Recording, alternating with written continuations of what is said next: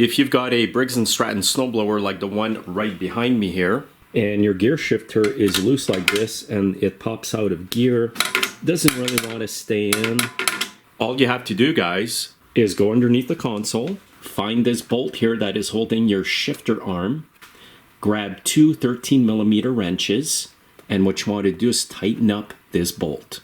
It'll put more pressure on the spring, thus making the shifter handle tighter. So I'm using a ratcheting 13mm wrench holding the other side of the bolt. I'm going to tighten it up quite a bit.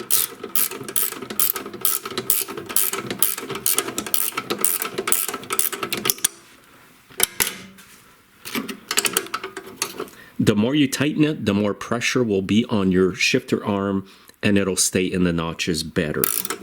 You just don't want to overdo it.